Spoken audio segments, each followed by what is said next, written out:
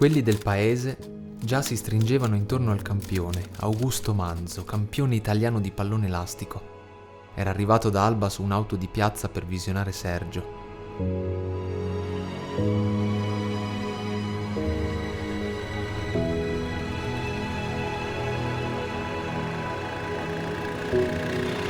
La macchina si era parcheggiata al lato della chiesa davanti alla privativa di Placido e il campione stava procedendo verso il centro della piazza.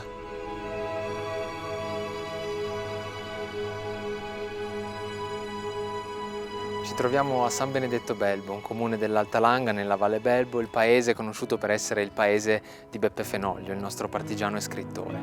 In questa parte del Piemonte, in una fetta della Liguria, non c'è un paese che non abbia almeno una via, una piazza destinata a diventare la lizza di proverbiali partite di balloon in tutte le domeniche pomeriggio del Novecento. Qui quando si parla di balloon si intende un gioco, una disciplina che è quella del pallone elastico, o per meglio dire della pallapugno. È una disciplina antica, risale al periodo poco successivo al Rinascimento. È una disciplina povera perché bastano una piazza, una via, bastano 70 metri di spazio e vive in luoghi che rimangono uguali a se stessi. Infatti le case, le chiese fanno parte del terreno di gioco.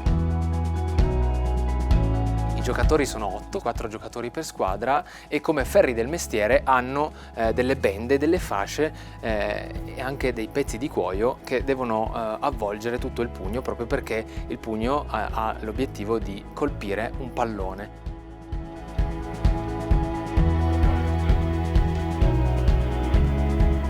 Ci sono due discipline particolari dietro la pallapugno, e cioè alla lunga oppure alla pantalera. Alla lunga si gioca in un campo regolamentare, quindi con delle dimensioni ben precise, c'è un campionato federale, c'è una Serie A.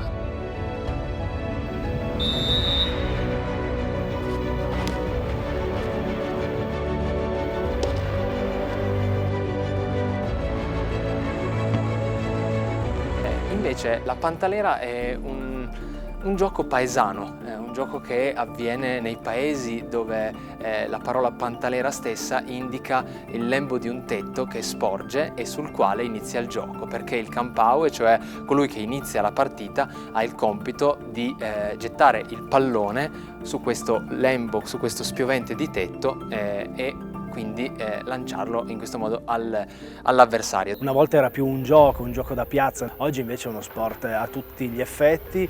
I campioni, soprattutto i battitori, si allenano tutto l'anno per poi giocare dei campionati che cominciano a Pasqua, intorno a aprile, e terminano alla fine di ottobre. Tanti sono i giocatori che hanno fatto la storia di questo gioco e il loro nome si sente ancora riecheggiare in questi paesi. Uno fra tutti è Augusto Manzo, il campionissimo, anche menzionato in un racconto bellissimo di Beppe Fenoglio che si chiama Il Paese.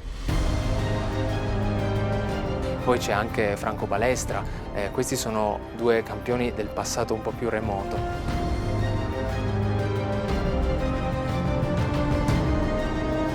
Nel passato più recente troviamo due campioni, anche loro eterni rivali, che sono Felice Bertola e Massimo Berruti. Sono Felice Bertola, giocatore di pallapugno. Sono nato per giocare alla pallapugno. Avevo 4-5 anni, giocavamo già nei paesi, alla domenica, giorni feriali, e conoscevamo solo la pallapugno. Il calcio non si sapeva cosa fosse. Sono Massimo Berruti. Ho 71 anni, sono un pittore, ex giocatore di pallapugno. Se tu nel paese eri un bravo giocatore, eri qualcuno di importante, degno di ammirazione. Dicono che ho fatto parte della storia di questo sport. Sono la quinta generazione di pallonari e poi c'è la sesta, mio figlio. L'inizio è stato abbastanza duro, il primo campionato di Serie A. Poi abbiamo fatto la finale contro Feliciano e abbiamo vinto il titolo. E ne ho vinti in tutto 12 campionati. In un'estate di 91 giorni ho fatto 88 partite. È chiaro che gli allenamenti si facevano d'inverno e ci voleva un fisico di quelli tosti per riuscire a tenere, perché la partita può durare anche 4 ore, 4 ore e mezza. Alimentazione, allenamenti, andare a dormire presto, rinunciare a tantissime cose, che per un giovane non è facile. Poi del 70 è arrivato Berruti, no? e lì Berruti 71, 70, 71, 72 ancora vinto io. Poi lui ha cominciato a fare i pesi, lui era un po' mingerlino, io in inverno è cresciuto di 5-6 kg di muscoli e 73, non so se ho vinto una partita o due contro Berruti, no, perché era più forte. Allora lì c'è stato il cambiamento, allora ho detto qui bisogna allenarsi seriamente oppure 29-28 anni atleticamente incominci già a perdere i colpi.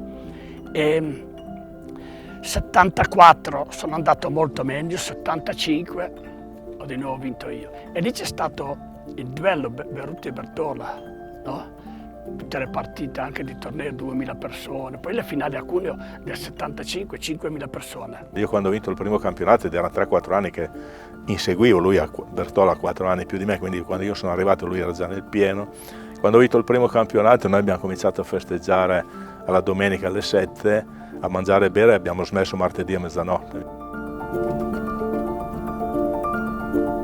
10 anni bellissimi. Noi abbiamo smesso da 30 anni di giocare, noi due, sembra, se vai in uno sferisterio ti conosco come se avessi smesso ieri. Secondo me non si perderà mai il gioco della pallapugno. Quella che possiamo definire la pallapugno moderna è uno sport molto sentito in Alta Langa. Se pensiamo che su 9 squadre che compongono il massimo campionato, quello di Serie A, 3 sono in Alta Langa. Su 600 e più ragazzi abbiamo un centinaio di squadre, molte proprio in questo territorio.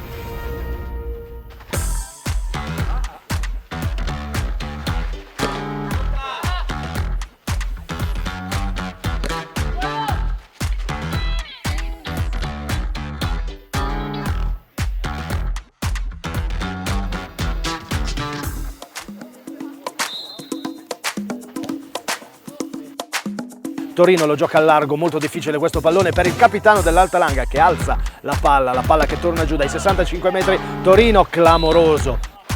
2 calce messe, ne dobbiamo mettere ancora una qui nello sferisterio di San Benedetto Belbo, tirato a lucido per questa partita tra le 2 squadre della Valle Belbo.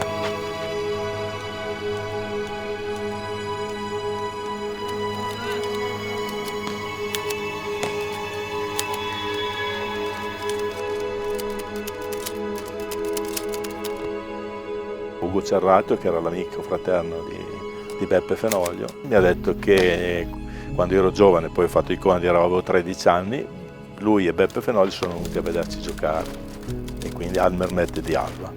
È bello sapere che è venuto, che era un appassionato del nostro sport, che ne ha parlato nel suo racconto specialmente, che ha giocato anche qualche volta.